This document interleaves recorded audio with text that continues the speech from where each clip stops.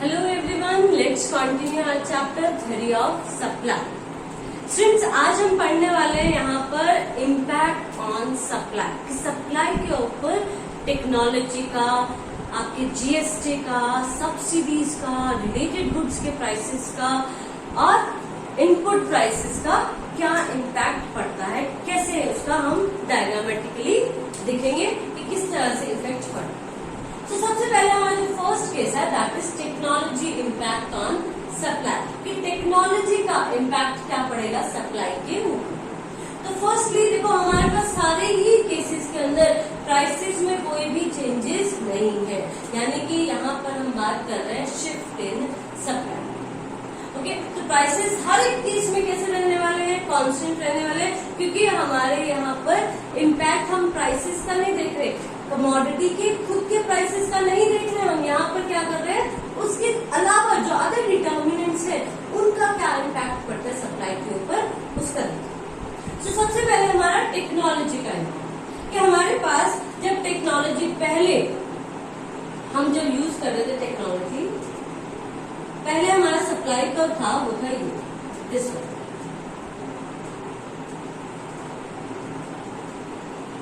SS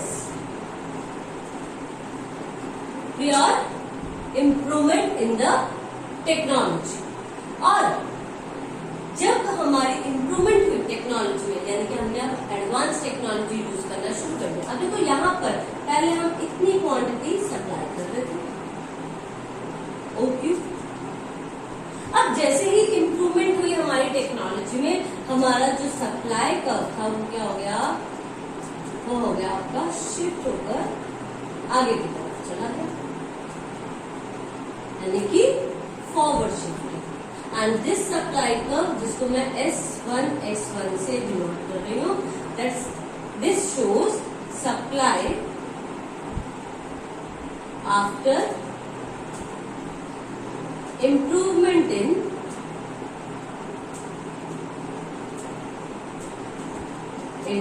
technology कि technology में improvement होने के बाद हमारा क्या हो गया सप्लाई का आगे की तरफ शिफ्ट हो गया, फॉरवर्ड शिफ्ट हो गया। और जो पहले वाला सप्लाई कर्व था ये किसको रिप्रेजेंट कर रहा था, this represent supply before improvement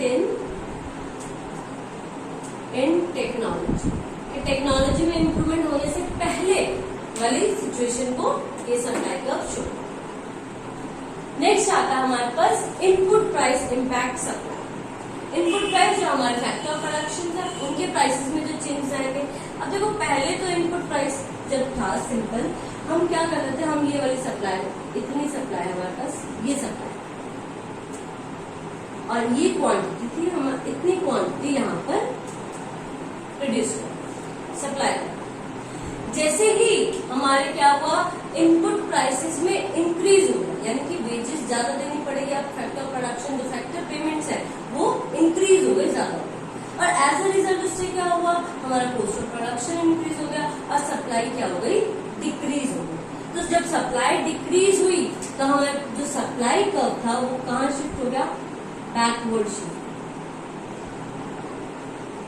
S1 S। और क्वांटिटी हमने कितनी कर दिया, पहले हम O क्यू प्रोडक्ट सप्लाई कर रहे थे, अब हम करेंगे OQ1, यानी कि बैकवर्ड शिफ्ट। और बैकवर्ड शिफ्ट कब हुआ, when there is this supply curve shows when you can say supply will decrease with increase in factor prices, PF से डिनोट होगा। और अगर हमारे फैक्टर प्राइसेस डिक्रीज हो जाते हैं तो हमारे सप्लाई इंक्रीज हो जाएगी, आगे की तरफ शिफ्ट हो जाएगी, तो हमारे पास सप्लाई को कैसा हो जाएगा, ये S2 S। और क्वांटिटी कितनी हम सप्लाई करेंगे, इसमें Q2 OQ2, यानी कि यहाँ पर हमारे पास फॉरवर्ड शिफ्ट हो जाएगा। और ये फॉरवर्ड शिफ्ट किस केस के अंदर होगा, व्हेन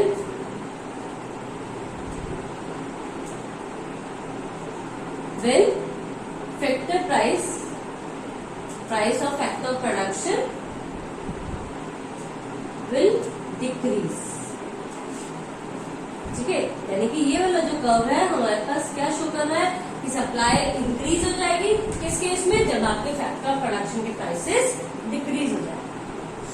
नेक्स्ट हमारे पास आता है पॉइंट जीएसटी। जीएसटी क्या है, हमारे पास टैक्स है, गुड्स एंड सर्विसेज टैक्स। तो पहले जब गुड्स एंड सर्विसेज टैक्स नहीं था तब हम क्या कर रहे थे, इतना सप्लाई कर रहे, ये एसएस यानी कि this one quantity, OQ quantity. और जैसे ही टैक्स इम्पोज हुआ मीन्स जीएसटी लगा, तो जीएसटी लगने से हमारा क्या हो गया, टैक्स लग गया, टैक्स से हमारा कॉस्ट ऑफ प्रोडक्शन ज्यादा आ गया, कॉस्ट ऑफ प्रोडक्शन ज्यादा आएगा तो सप्लाई डिक्रीज करेगी। तो यहाँ पे हमारा सप्लाई का क्या हो गया, डिक्रीज हो गया।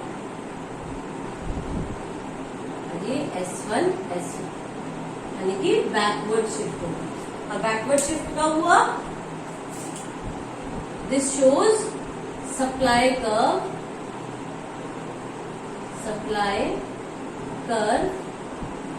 After GST,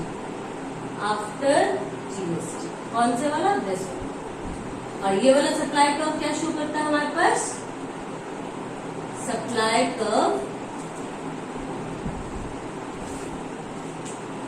before GST, GST से पहले वाला सप्लाई। तो ये तो थे हमारे पास तीन situation, technology, input price and GST का इम्पैक्ट देखा हमने सप्लाई पे। नेक्स्ट हम देखेंगे सब्सिडीज का।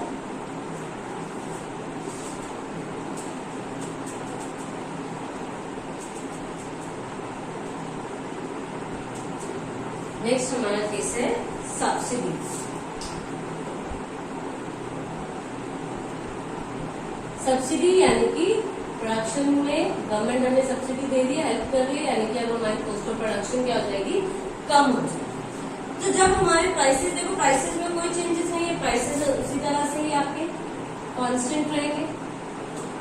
जब सब्सिडी नहीं थी तब हमारे पास सप्लाई का कैसा था,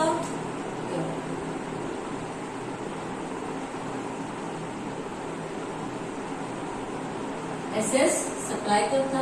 और जैसे ही सब्सिडी मिली तो सप्लाई कर्व क्या हो गया, आगे की तरफ शिफ्ट हो गया and this one become S1 S1। यानी कि अब हम क्वांटिटी कितनी कर रहे हैं, OQ1, पहले हम कितनी कर रहे थे, OQ। तो ये सप्लाई कर्व क्या शो कर रहा है हमें,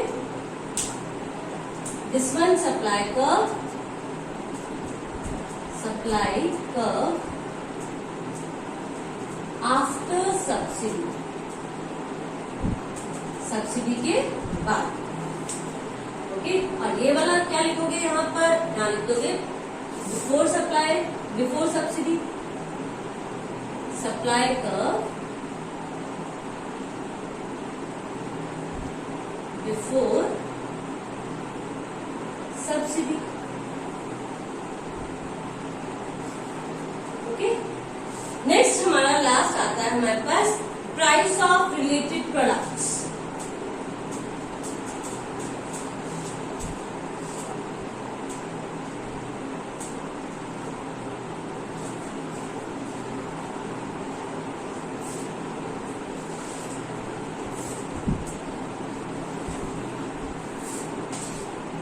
Price of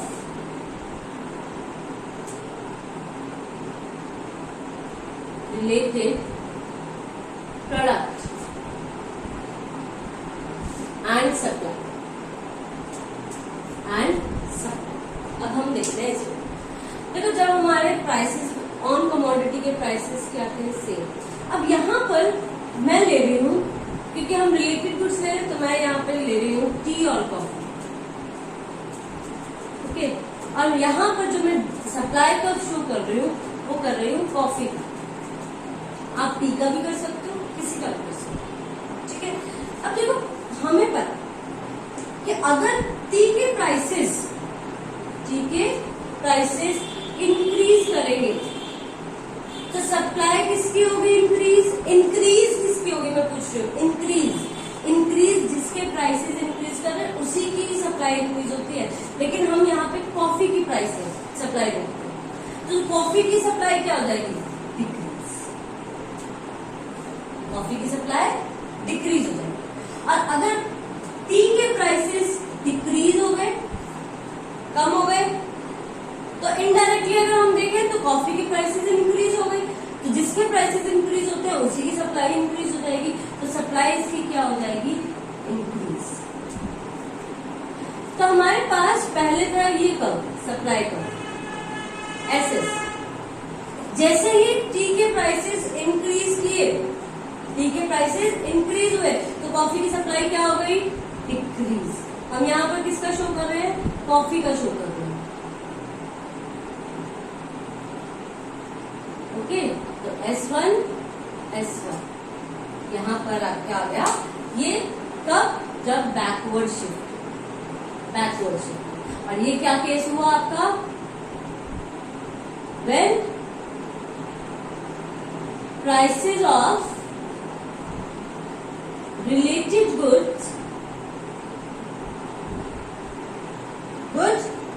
increases। जब prices of related good increase हो जाएगी तो कॉफी की सप्लाई क्या हो जाएगी, डिक्रीज हो जाएगी, यानी कि बैकवर्ड शिफ्ट। और जब prices of related good increase हो गई तो सप्लाई ऑफ कॉफी क्या हो जाएगी, इंक्रीज। तो आपका सप्लाई कर्व कैसा आ जाएगा, दिस वन, S2। यहाँ पर क्या हो गया, फॉरवर्ड शिफ्टिंग, और ये फॉरवर्ड शिफ्टिंग, ये सप्लाई कर्व हमें क्या शो कर रहा है, that when price of related goods decreases। इधर प्राइस ऑफ रिलेटेड गुड क्या हो गया है, डिक्रीज हो गया है, डिक्लाइन। ओके, तो इसी तरह से आपसे वन बाय वन आप क्वेश्चन पूछ सकते हैं। क्वेश्चन में क्या आ सकता है कि टेक्नोलॉजी का क्या इम्पैक्ट रहेगा सप्लाई के ऊपर, इनपुट प्राइसेस का क्या रहेगा, जीएसटी का कैसे रहेगा, सब्सिडी का कैसे, तो ये अलग अलग क्वेश्चन भी बनते हैं। Okay, prices of related products का कैसे रहेगा, तो वहां पर आपने इन डायग्राम्स के साथ साथ आपने एक्सप्लेन भी करना है कि किस तरह से हमने, देखो यहाँ पर क्वांटिटी पहले तो ये थी, तो क्वांटिटी हमारी क्या हो गई, और यहाँ पर क्या हो गई, क्वांटिटी हमारी डिक्रीज हो गई, और डिक्रीज हो गई तो Q1, और यहाँ पर आपकी क्वांटिटी इंक्रीज हो गई to Q2। Okay, so that's it for today. Thank you and have a nice day.